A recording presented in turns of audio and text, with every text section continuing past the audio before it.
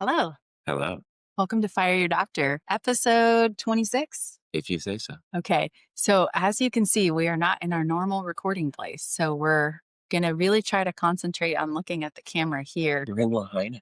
We're in Lahaina. We're not. We're not, but we're we're in front of a Lahaina poster, which is really awesome. So, let's see, Rich, you have the author's notes here. Cool. Tell me what we're going to talk about today. That's a great question. I'm so glad you asked. It's just good questions are what make a podcast great. And stalling for time is not what makes podcasts great. Diagnostic framework. Oh, yeah, I've been wanting to talk about this. Yes, finally, we're going to talk about So in episode 25, we really started to introduce you to the final chapter of our book, Fire Your Doctor. And it was on the basic framework of our actual clinic that we run.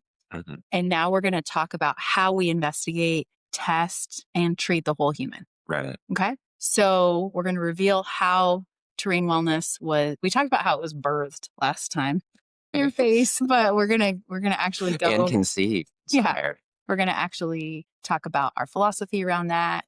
Conventional medicine uses normal ranges. We've talked about this before, based on a sick population. All right, let's break that down for people real quick. So, a normal person is defined as what we would call a default or average of people in your geographic region, in your age demographic that are getting lab tests.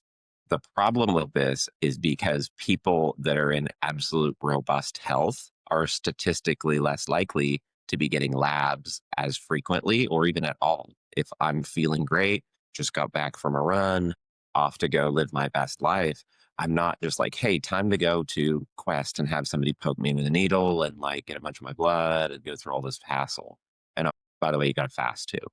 Yeah. So it's not something that a healthy person is going to be doing as often statistically. And so you end up with a sampling bias of sick people get labs more often. And so the normal range is skewed towards people that have something that they're like, I don't feel that great, honey. Should I get labs? Yes, you should get labs. Exactly. With a little statistic we talk about in the book, 74% of adults in the US are overweight or obese, which means your lab results are compared against the metabolically unwell majority living within a 500-mile radius of your lab that you just had drawn. Right. So that would be another thing is that even if we did take statistic average of the people in your area, average and healthy are not the same thing anymore. Exactly. So we have a little quote: normal isn't optimal, and optimal is what heals. So we actually put all of our patients' blood ranges. Shout out to my staff who actually do this for me now, where they have my optimal ranges. So they write on the lab itself the ranges that we like to see in order to make people feel optimal, people feel good. Right.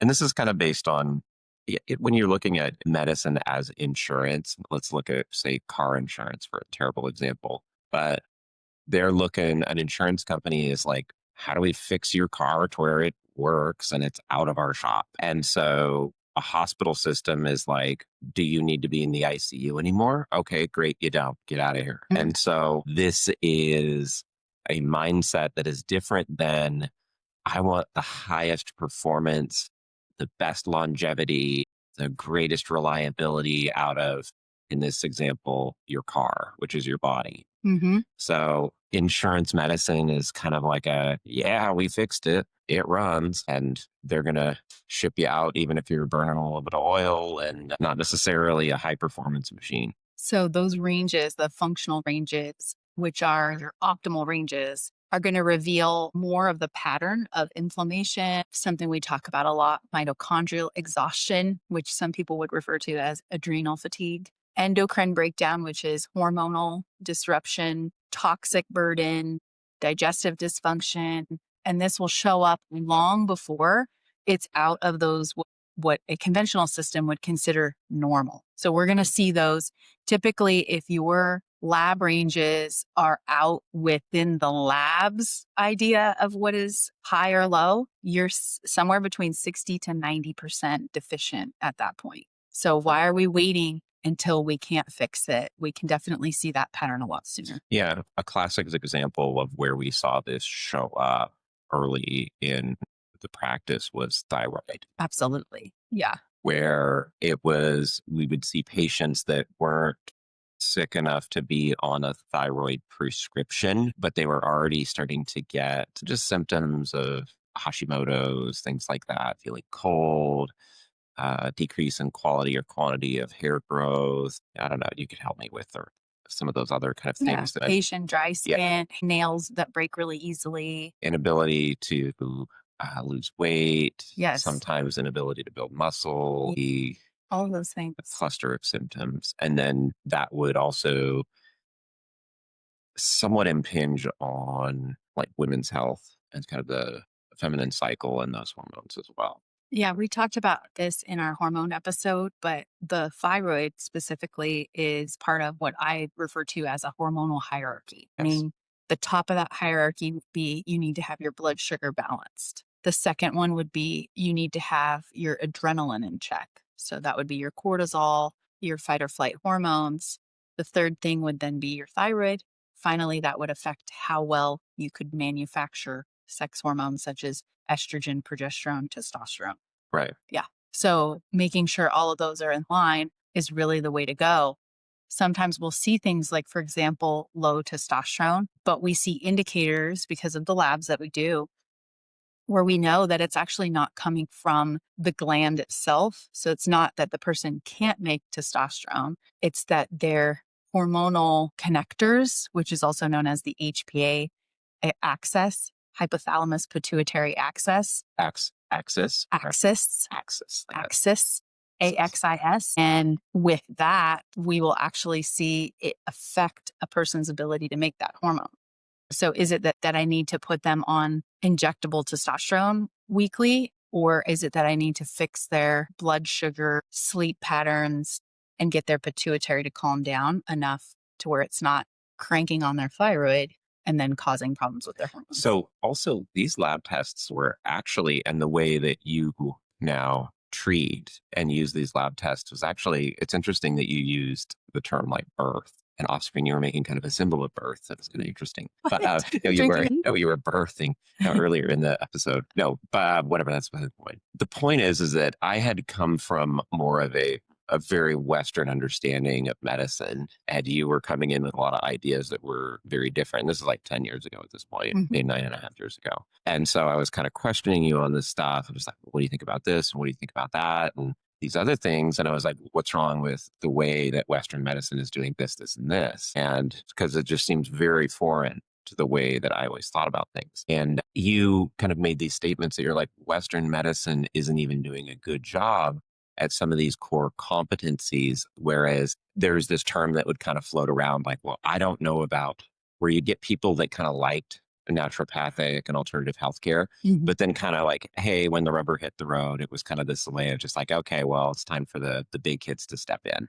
Yeah. And when I was kind of pressuring you a little bit with some of these things, you were like, well, you do know that Western medicine isn't really even following their own labs. And so I kind of pushed on that a little bit further. And I was like, this might really be a key to bridging that gap between alternative healthcare and conventional medicine. And I was like, well, it sounds like if what you're saying is true, it would be possible to prove this out and kind of out evidence-based medicine or Mhm. out Western medicine. By that, I mean use their own labs, but held to a truly excellent standard and prove out your hypotheses. And that's what we did. And I was like, well, okay, if this is so-called evidence-based medicine, let us hold them to their most excellent evidence and see where we get. And that's kind of where our philosophy of care was born. Absolutely. So you'll hear Rich say, we're going to out Western medicine a lot. Yeah, I was just like, okay, fine. It's true. And we really saw obviously that play out during the COVID-19 pandemic as well. Right. Of just you guys aren't even doing what you're trained to do. Like, could you just do what you're trained to do? Oh, And yeah. then actually people will be okay. And this also helped people bridge the gap because it's like, hey, Dr. Danny, all of this kind of stuff you're telling me, that's all good and plenty. But as soon as my whatever insurance doctor, my PCP, but increasingly you are people's PCP. But my other care provider is like telling me I got to get on this statin or I got to get on this thing. And it's kind of bad. Like, what do we do? And the fact that you're able to like, okay, hey, let's put on the Western medicine hat and talk to you about this. Hmm. Objectively, these are the numbers that they're looking at, but here are actually the more accurate, more advanced numbers that I'm looking at. And that has been instrumental in moving us from, hey, that's cute, to no, we're actually doing something better and different than they are. And we can find out a lot just by taking blood labs. I mean, that's where we High start with most standard, people. more comprehensive blood labs held to a standard of robust health being the measure. The other thing that is really interesting is when you go through medical school, and this goes for naturopathic physicians as well as medical doctors, we take the same certification test. It's called OSCE. You'll know what I'm talking about, which is a standardized in America, at least. I think it's probably in Canada as well, but North America, let's just say, where we have to perform physical exams in front of licensed physicians and faculty in these sort of fake cases where you walk in a room, you don't know what you're going to get, and you have to be able to perform the correct physical exams, come up with specific differential diagnoses, and if you don't pass that, you can't graduate. So you have to take it until you can pass it. Just for the record, I never had to retake it. I actually passed it both times. You There's a can do it. level 1 and a level 2. You can examine. I'm sure you'd love that. So, the reason I'm saying that is because the physical exam is part of the diagnostic. And the problem is we've lost the art of doing a thorough physical exam. So, that is something that we do on all of our patients of record. They get a full physical exam, head to toe. So, depending on their complaints, we might check their listen to their heart, listen to their lungs, Yeah. blood pressure, all of that. We get a very detailed history. My nurse spends 45 minutes, if not an hour, with every single person before they even walk in the door. Then when they see me for a physical exam, I get clarification around that history. Hmm. So at this point, we're talking about an hour and a half, Yeah. pretty much. And then we do functional muscle testing, which we are going to talk about in detail in the upcoming episodes. So pull your socks on for that one. What's the expression? Hang on to your hats. Sorry. I'm kind of a little bit in vacation mode. I'm just going Yeah. to say I Yes. ate like a lot of turkey yesterday. That's true. The I'd have tryptophan it. is still a real thing. And then we also obviously measure nervous system patterns, trauma that's been stored in the body. We look for the clues of where the person is blocked within the pathway. So already as a person's telling me their history, I'm like, oh, they're blocked in the liver, they're blocked in the digestive system. Can actually feel a person's liver, especially if it is not Yes. right. You Yeah. can feel these kind of telltale They're very images and tender, they're yeah. bulging, they're Mhm. having pain in specific areas. Like if they, And like a lateral asymmetry, yeah. like And left then to right, it's not the same. Yeah, and then also they're having referred pain patterns that Mhm. will indicate, for example, that they're having a gallbladder issue, Yeah. like mid back pain, mid thoracic pain related to chronic gallbladder issues. And then, of course, there's the spiritual, emotional, and relational patterns. How's your relationships? How's your marriage going? How are your children? Let's How are slow these down on things that for a going? second. So this is one that, of course, some of our Western medicine people are like, well, that has nothing to do with it. It's like, yeah, except that it does. When you look at the longitudinal studies on, say, something like chronic stress and things, the link between premature death, heart disease, and just pretty much every just metabolic condition, diabetes, and some of this, okay, you could chalk that all up to lifestyle, but basically, if your spiritual health is not right, if your relationships aren't healthy, you are going to be unhealthy. It's like instead of having one drink, you had three or four drinks. Instead of one cookie, you had four or five cookies. And also, your body is not going to be, if you're in a stressed state, if you're in that fight or flight state, you're making lifestyle choices that are not as long term healthy. And your body biologically is not in a hormone state that is optimized for long term health either. And so, spiritually true, relationally, and kind of social engineering true, and also biologically and biochemically true. that even if you just call it, hey, this is stress, it is going to have a negative impact on your health in every single way. And that is what I put here. It's whole person medicine, not lab chart medicine. Well, and it's funny, I know we're not talking about muscle testing today, but let's just kind of soften the target a little bit by what should we say? You will see patterns in the way a person walks, in posture, in relationships, and kind of social interactions, demeanor sometimes, and in specific areas of the body. Like you're kind of like, wow, hey, the way you're holding your head means that you're dehydrated. And then you will uh, kind of see that play out with physical exams or lab diagnostics.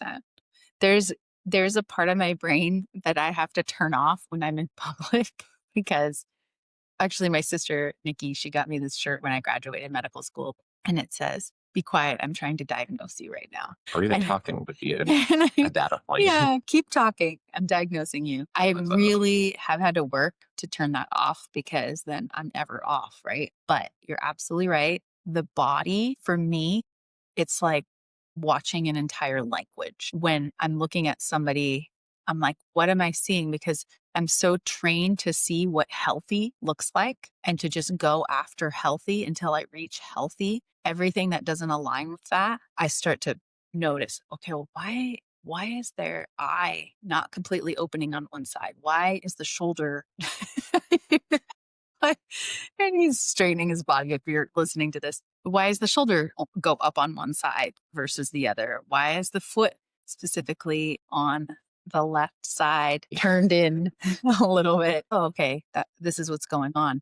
I make a joke that I can see the parasites that people have just consumed as they walk out of a sushi restaurant because they basically go into a digestive position in the body. And muscle testing specifically, we'll talk about my main testing system is called applied kinesiology, teaches you to identify physical patterns in the body that are an outward manifestation of something that's internally imbalanced. And here's the thing, like with muscle testing, I'm like, is it really? Is it really?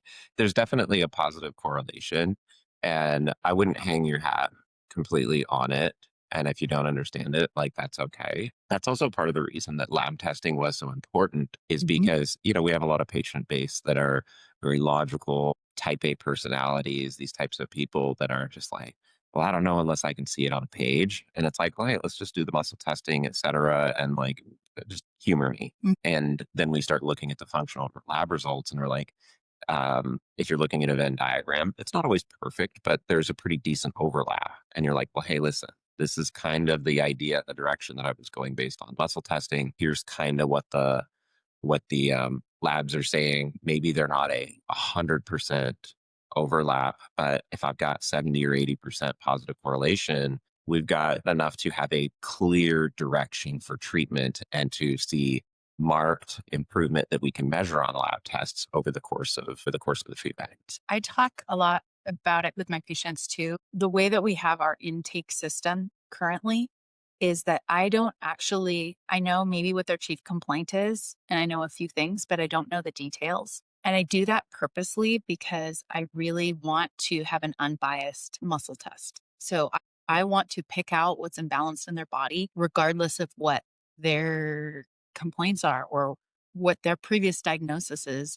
I don't want to come in with that biased. I want it to almost be blinded so that I can come in and just really observe the pattern that I'm seeing and just be completely open to what comes up in the muscle testing Now, process. as a patient, this does call for a certain amount of patience Mhm. for patients because if somebody's chief complaint is, listen, look, things ain't working in the bedroom and we got to fix this now.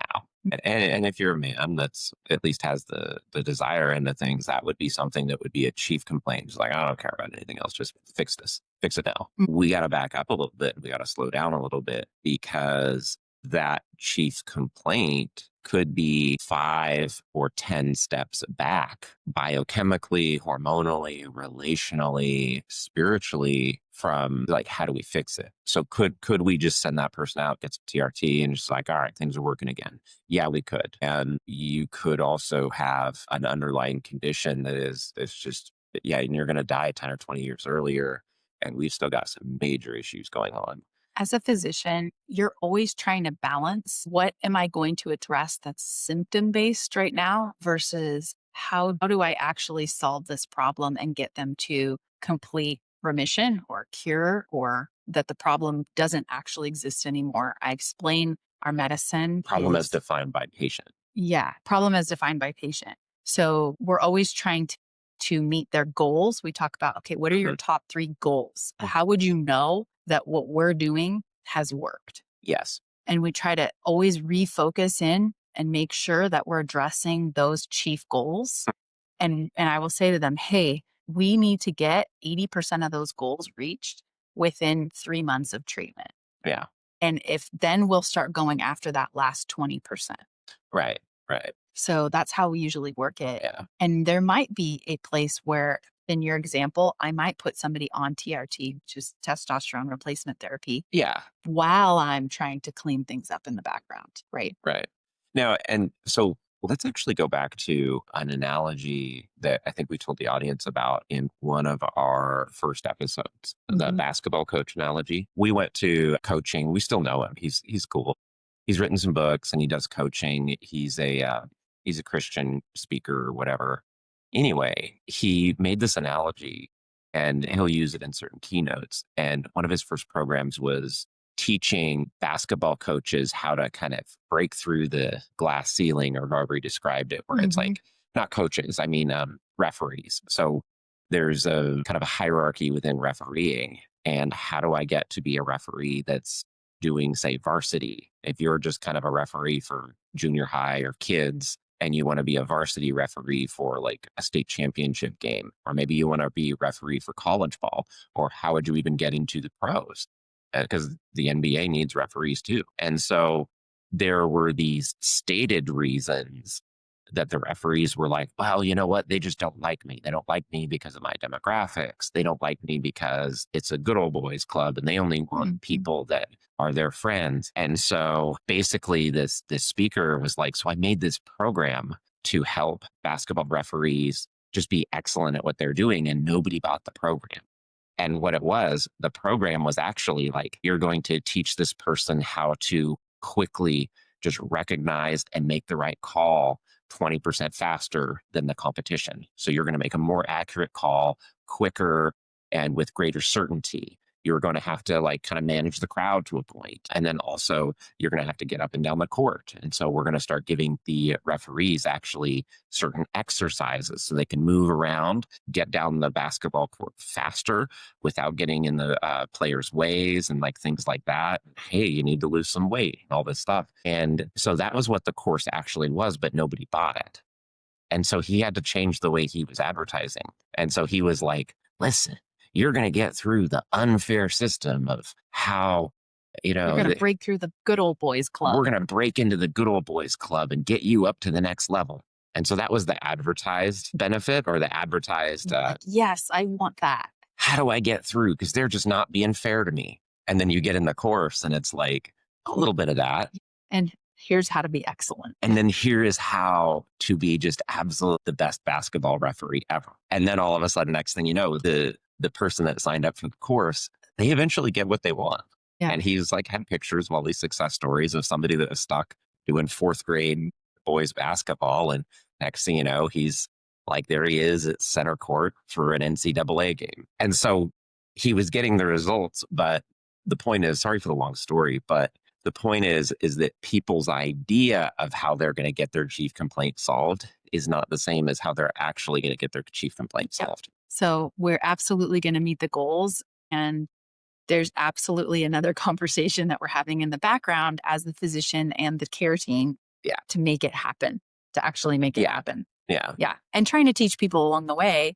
We're not trying to deceive them, but we're trying to be honest with them. Hey, this medicine, the solution is a lot slower and less sexy, to use that Yeah. word, than you want to. We're going to talk a lot about how you're pooing every day. We're going to do this. That is not as easy as I'm going to inject this TRT and be jacked. Well, Right. we've got these secret goji berries, from the Himalayas, and you eat them, and your mind is just clear. You are like a laser beam, and your body becomes this sculpted machine. Yes. That's what people want. Oh, you Secret mean I just berries. have to throw in the secret berries every day? Yeah. I'm going to solve all my problems. Oh, by the way, they taste amazing. Yeah, right.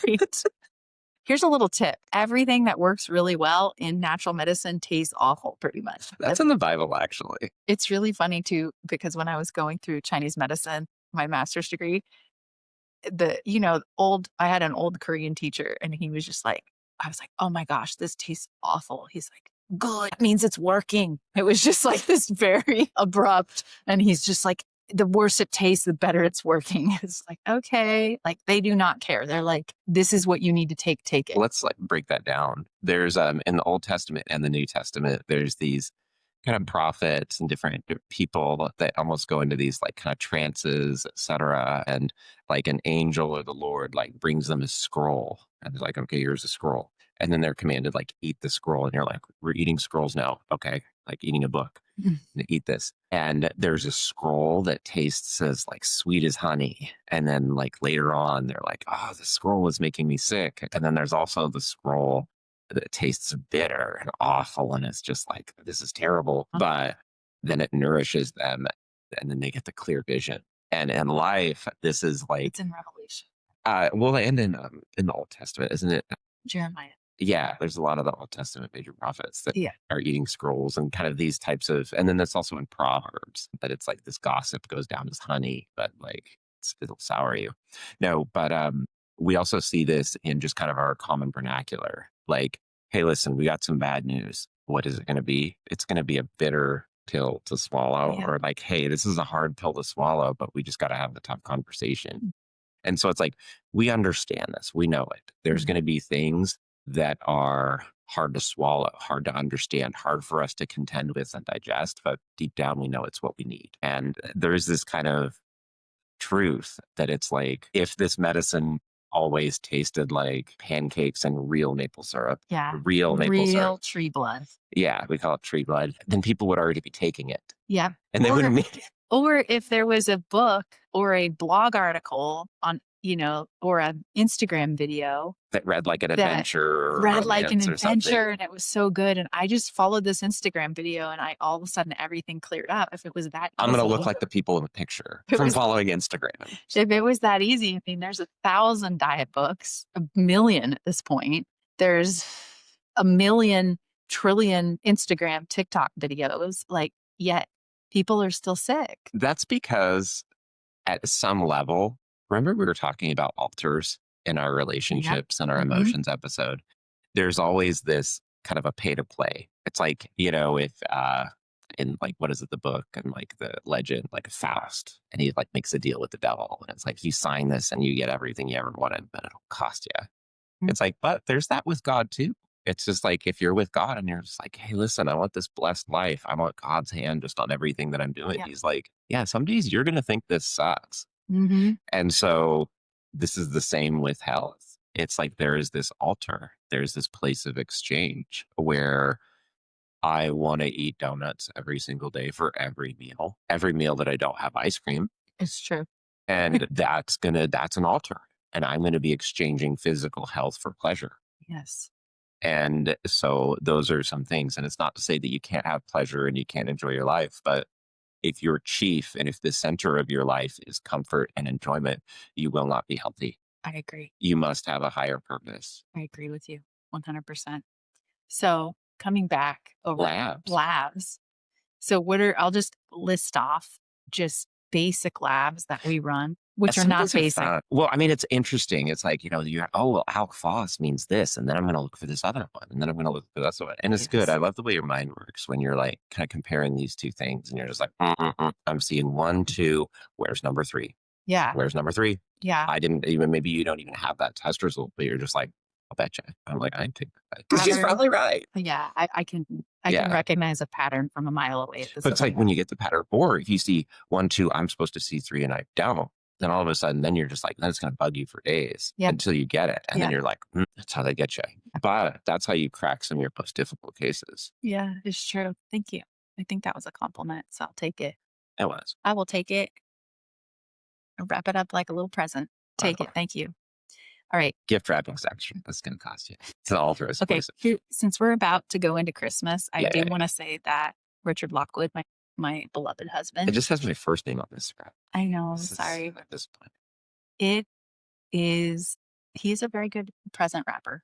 You're very precise. You're the engineer present. I'm very quick and let's get it done. And he's Which just you like, wouldn't think. It's like the girl is supposed to like, well, I'm very precise in certain things like I- work for sure. But yeah. with present wrapping, it's like, okay, how do we get this over I with? don't think you. But he's Oh, I very want it to be over with, but like I'm still just like getting precise. like these angles and the geometry of the folds. It's like the asymmetry just bothers me. Yeah.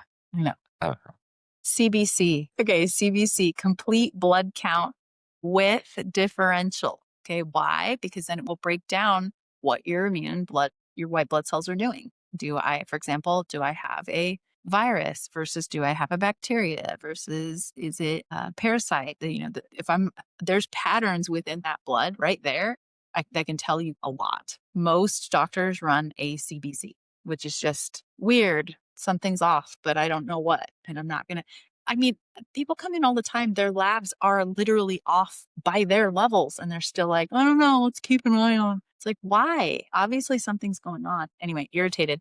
CMP is complete metabolic panel. That's going to check your liver, your kidney. It'll do a fasting glucose. You want lipids and inflammatory markers, a full thyroid panel, TSH, free T3, free T4, total T3, total T4, antibodies, TPO and TG, and reverse T3. That is a full panel, not TSH.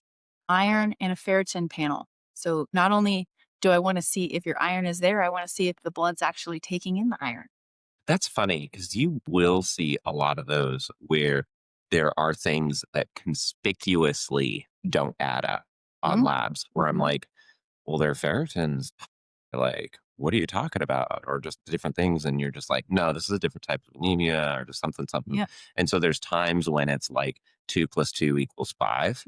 And you're like, I know for a fact that 2 + 2 does not equal 5, despite what certain woke like Well, math would say. this is my But argument is that that it most doesn't add up. yeah, and most doctors don't know what And happy then is. and then that's where you are going in a deep dive because now you're like, now we got clues. Yes. Why does this Yes. not add up? Yes, we might check a full metabolic panel, which includes insulin, uric acid, hemoglobin A1C.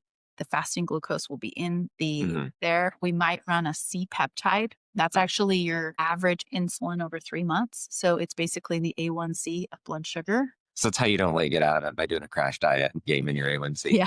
Well, but then there's interesting things where people are like, well, I've been checking my insulin. I'm okay. And you're like, you're okay-ish by one narrow marker. But when we zoom out and look at this wider picture, you've been bad. We talked about, we have a whole episode on blood sugar and metabolic health. And I'll re-emphasize that most diseases are just out of control blood sugar and metabolic responses in the body. For example, dementia and Alzheimer's is blood sugar imbalance of the body. Prove me wrong, right?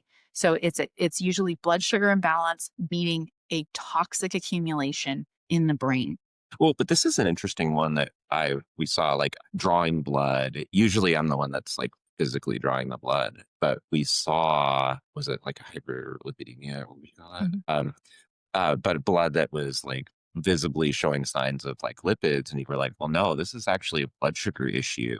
And like, can you describe some of those mechanisms of actions? Because this would actually go back to dementia because. No, I'm not going to do that because we don't have enough time in this episode. Okay. It's just interesting. I just want to close the loop for the audience. I want to make sure that we're on track here. Okay. When somebody has imbalanced cholesterol, for example, where the conventional doctor would say, well, you got to go on Lipitor or you've got to go on a statin, atorvastatin, whatever statin. Atorvastatin. All the different statins, lovastatin. Oh, yeah, that's another. Yeah. So when we see that, it's really a sign that the body is having to make more hormones in the background.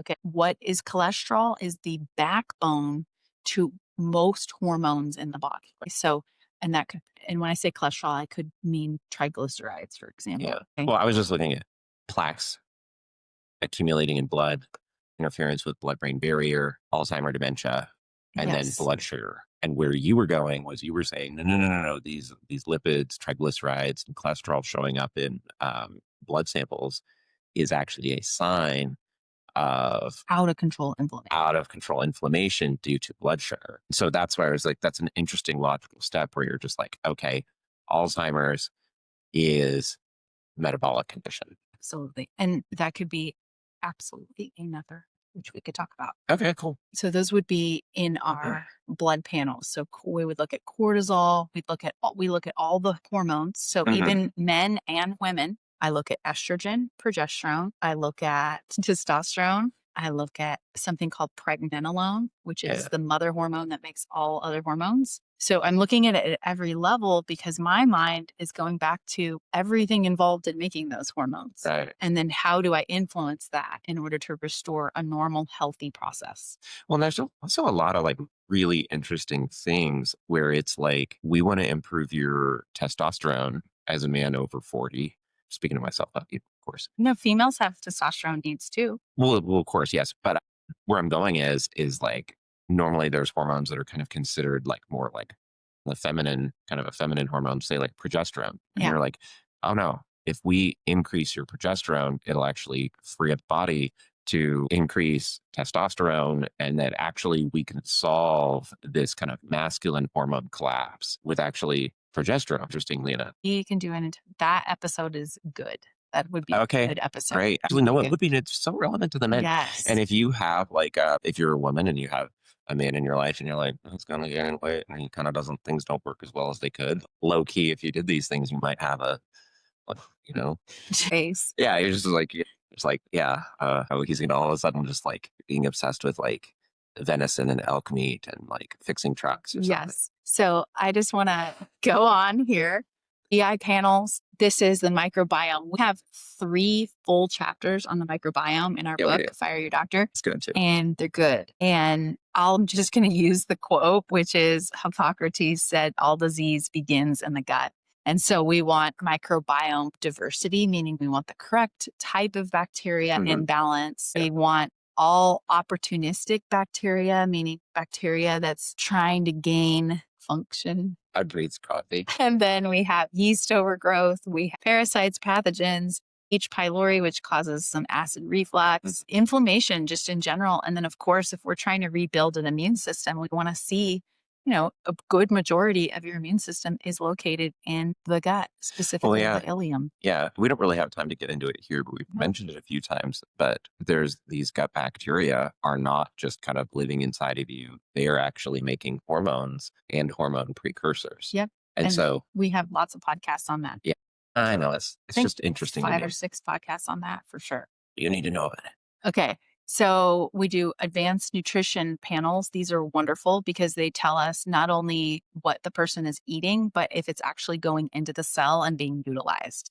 And that is really good information. Most chronic symptoms are tied to nutrient depletion, mitochondria dysfunction, and an impaired detox pathway. So those reports, we run one through a company called Genova that we really love that has a very good, it's a urine report. It's very easy to collect. So what she's doing and what she's telling you is that she is taking, and I'm just speaking in general terms, not about, I'm sure, any of these others, but what she's doing is she's taking blood labs and she is comparing them to urine labs and even sometimes stool samples. And so when we look at what's in the blood versus the urine test, it's almost like a chromatography where it's like, what are actually the byproducts. And so it's like the urine is like looking at the exhaust. Like, again, if your car, how's my car running?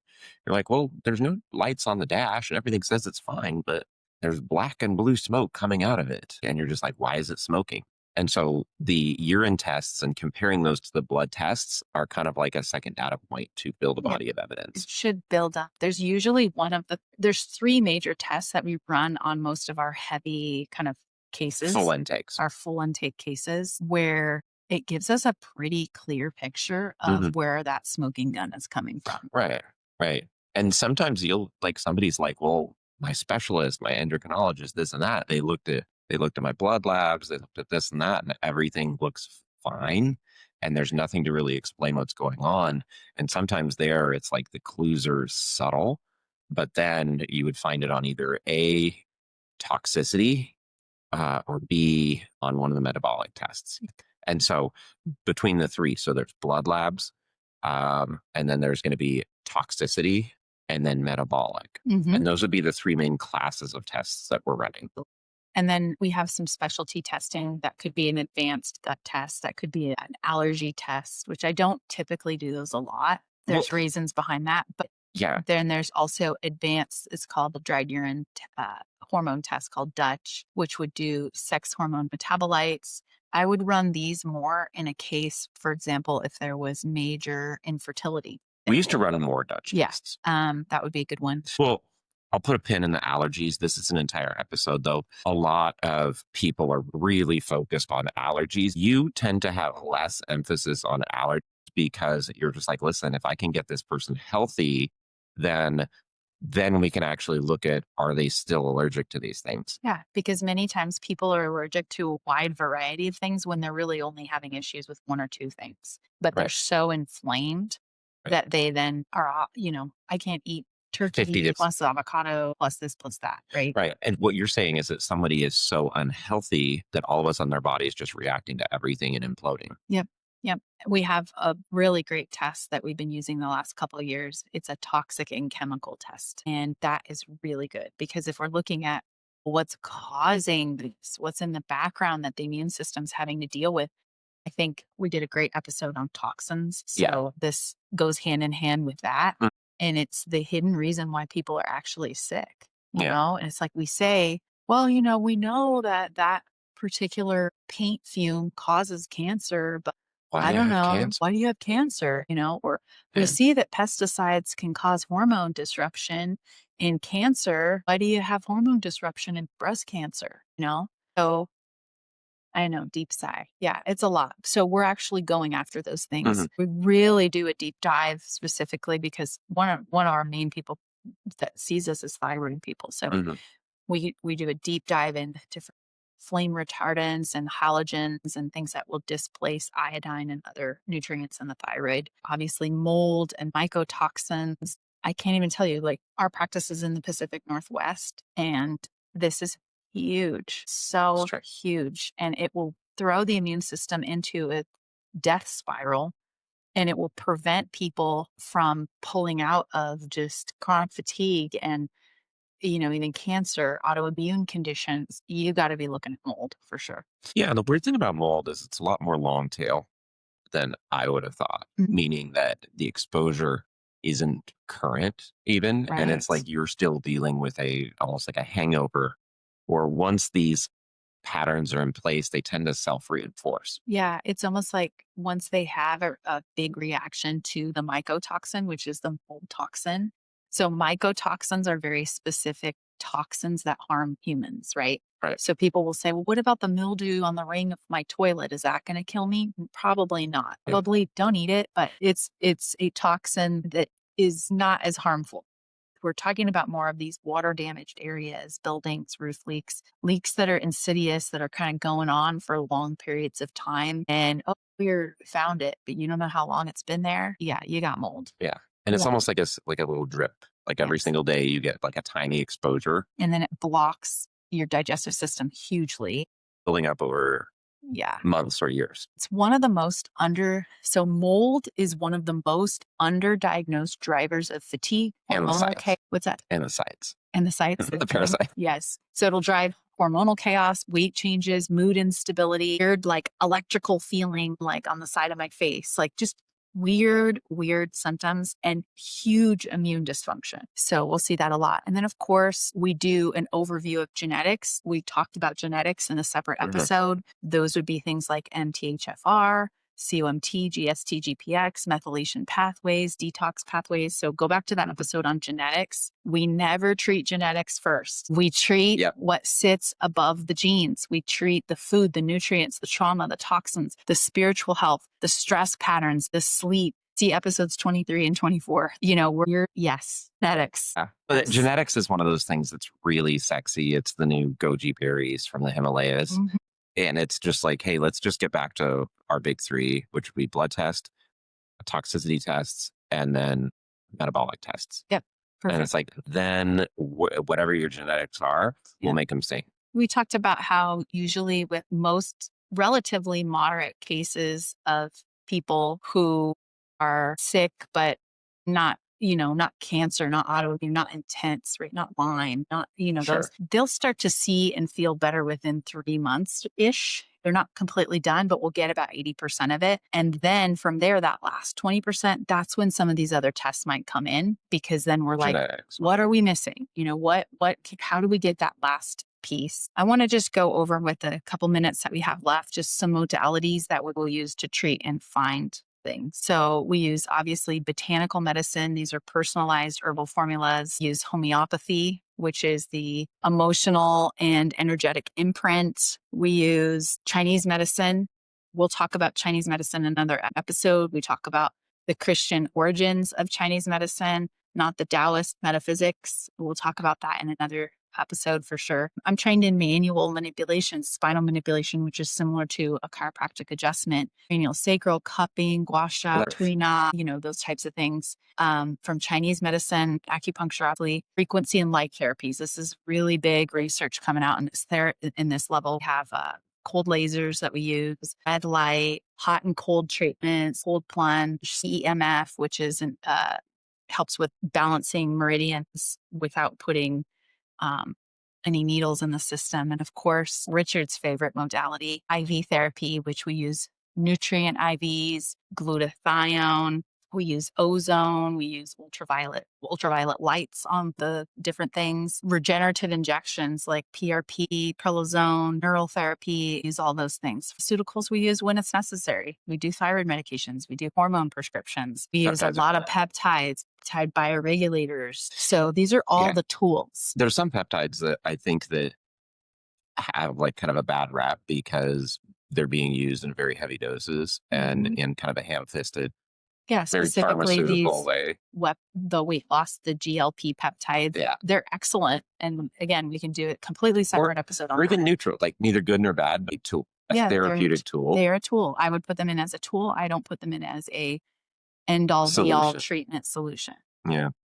So diagnostic, muscle testing, we're going to be doing on our next episode. We're going to hear all about muscle testing, pulse diagnosis, auricular and microsystem diagnosis. This comes out of Chinese medicine, 5-element emotional mapping, functional physical exams. So again, that goes with full regular physical exams like your doctor is supposed to be doing in conventional medicine that doesn't. And then obviously all our muscle testing, mapping, visceral mobility patterns, neuroemotional technique. Look at episode 18 for that. We talked about that one. So finally, let's talk about our healing sequence, what we follow in practice. Number one, we test, we don't guess. Right. We overly test, actually, which is great because I'm not looking to get on the outside of the bullseye. I'm looking to get as close to that bullseye right out the gate and deliver the results. With multiple kind of like arrows pointing to the same target. Yeah. When we can see a pattern show up in the blood,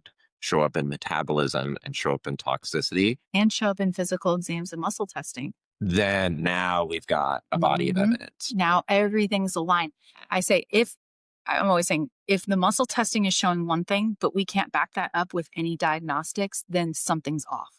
Yeah, and we got to figure out why. We want to always, number two, establish foundations. Example would be, do you have enough minerals, proteins, fats, hydration, those types of things. Those are basic foundations. Sleep, replete missing nutrients. So that's where our IV might come in, or very specific supplements would come in for that.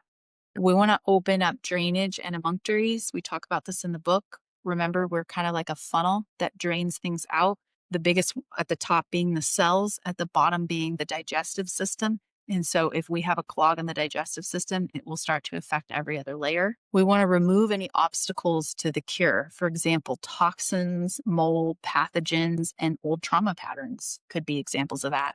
We want to rebuild. So step 6 is we rebuild mitochondria, hormones, gut integrity, and finally we want to maintain. So long-term vitality and resilience, your ability to handle if you want to have a piece of pie at Thanksgiving or a lot of ice cream. You're giving me a bad drama. Hey, I know.